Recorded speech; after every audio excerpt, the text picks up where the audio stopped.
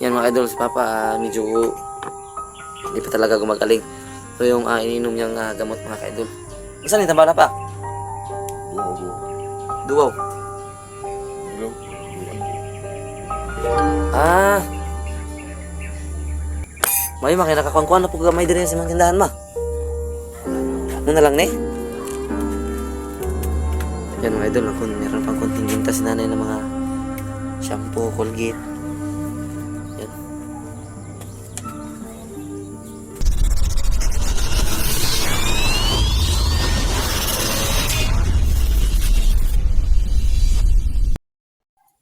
So yan, good morning mga idol. So magandang oras ng lahat. So nandito ako sa bahay ng nanay at tatay ko mga idol. Ngayon umuwi muna kami sa paghanap kay 69 mga ka-idol nung isang araw kasi talagang nawala lang kami ng pag-asa na hanapin si 69 dahil hindi namin alam kung saan kami pupunta mga ka-idol.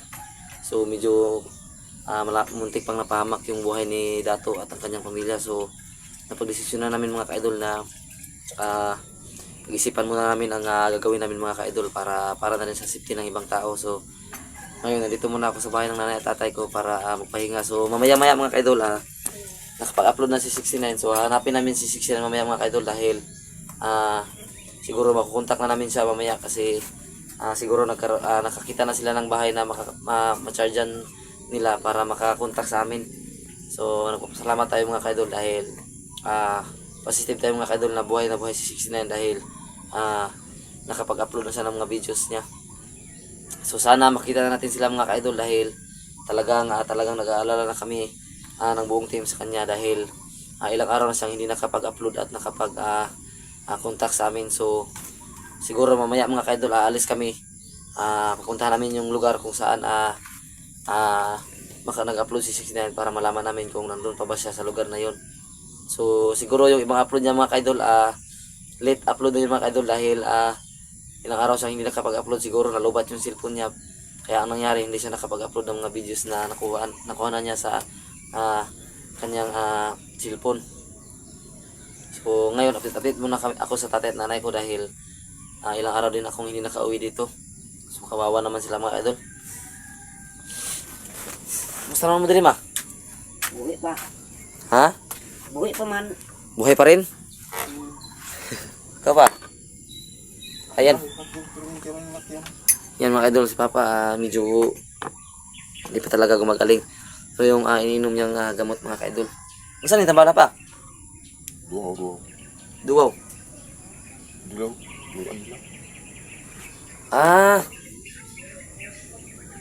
So ang ininom ni tatay mga ka-idol ay luyang dilaw yan, luyang dilaw.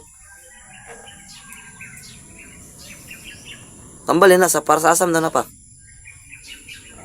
Pwede ka mamatay. Para sa pneumonia. Di ba di mo pwede ma-over inuman na kay makakuan daw na sa kolesterol, makapaubos umayo. Ito isa ka lang ipalit ni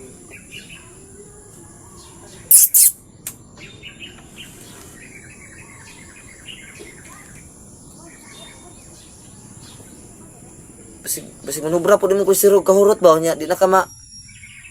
Nah. mo bring ka ito. Luya mo na luya magyapon na luyang dilaw. Muna na luyang dilaw no.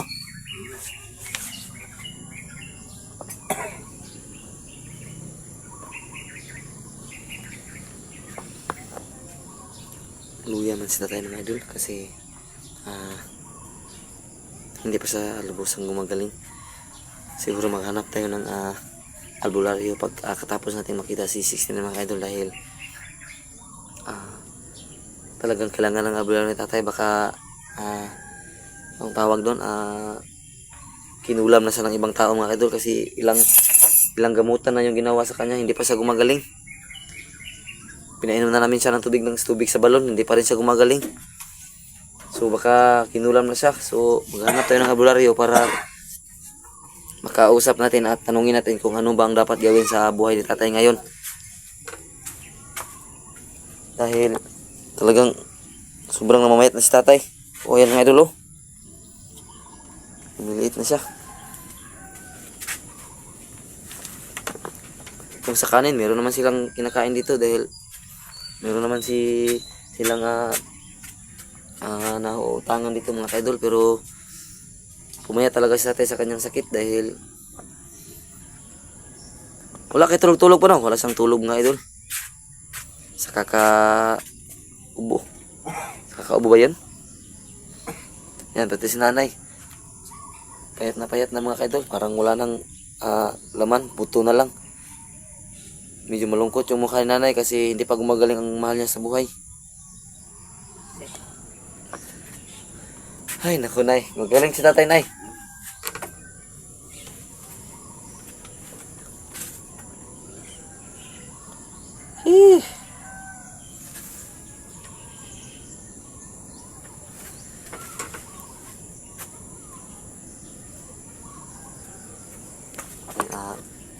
Sana gumaling na si tatay mga ka-idol dahil talagang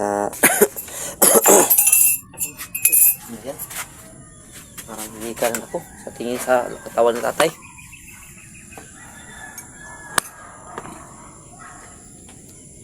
May makina nakakuan-kuan na po gamay din sa mga tindahan ma. Wala. Muna lang ni. Yan mga idol, meron pang konting ginta si nanay ng mga shampoo, Colgate. Yan.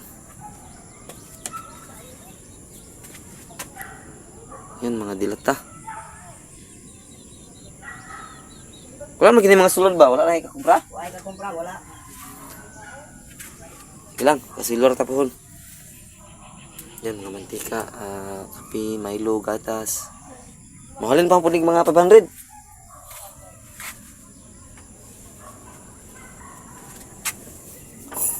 So,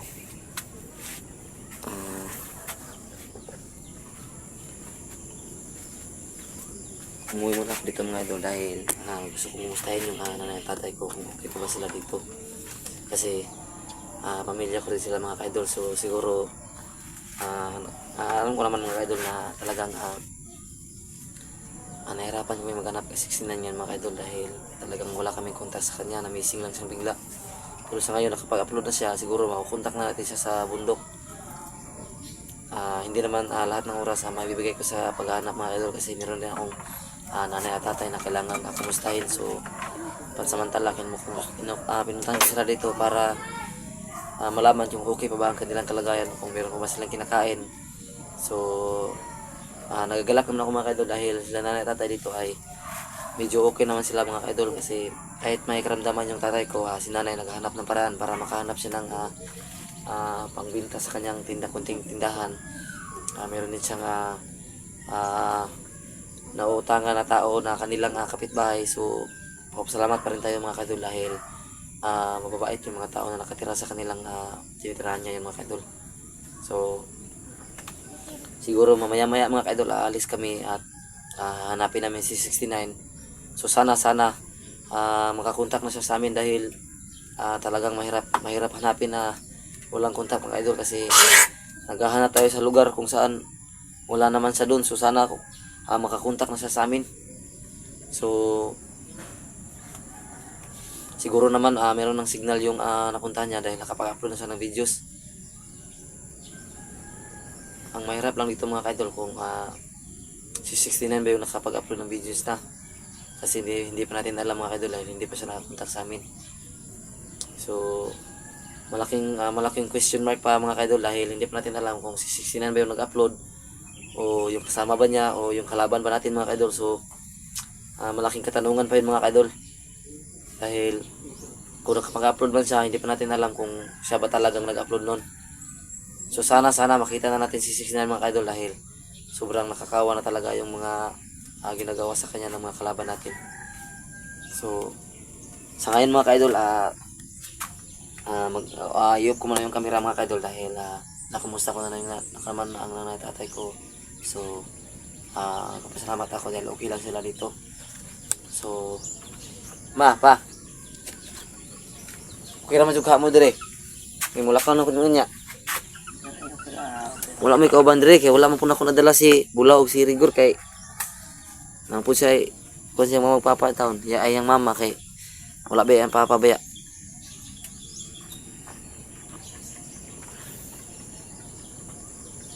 So yan.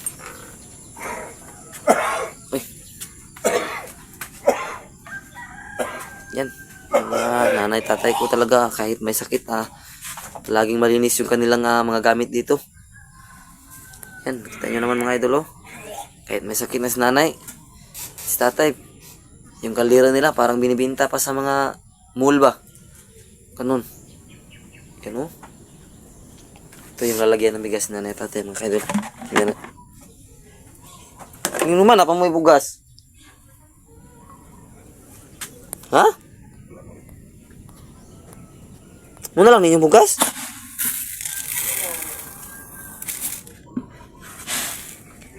Ini.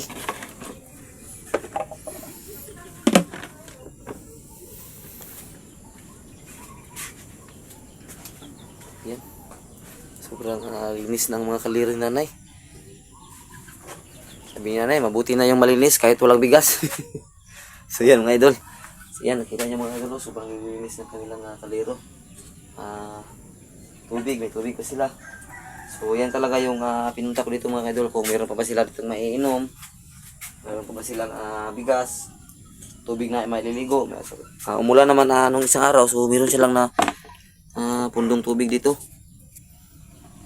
Yan mga punduhanan nila mga idol. Yan yung kanilang istakanan ng mga tubig. Yan.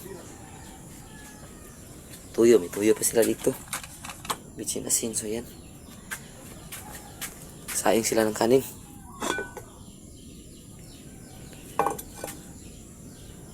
So, nabahaw ni ma? Gabi pa ne?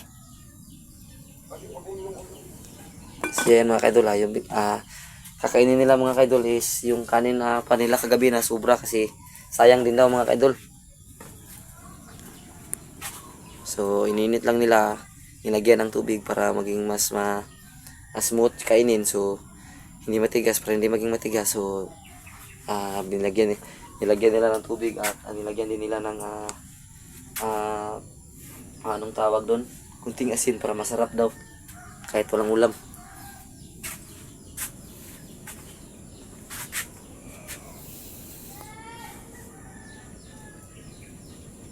So, ayan. Dito lang ako magpakuan mga idol. Ayan. Maraming salamat sa inyong suporta sa amin mga ka-idol. So, sana huwag kayong magsawang panoorin ang bawat videos namin mga ka-idol. At salamat sa inyong pag-subscribe sa channel ko mga ka-idol. So, sana hindi kayo magsasawa talaga kasi malaking tulong na rin yung panonood nyo sa bawat videos namin mga ka-idol dahil dyan kami magkakasahod. So sana wag nyo skip yung mga ads na daraan sa videos namin mga ka-idol. So don't forget to subscribe Ranel Adventure, J. Chris TV, Bird Strike TV, and Ephraim TV mga ka-idol. So maraming salamat. So iyo ko muna yung camera mga ka-idol at sana panoorin nyo ang gagawin naming exploration maya mga ka-idol. So God bless you all. Thank you.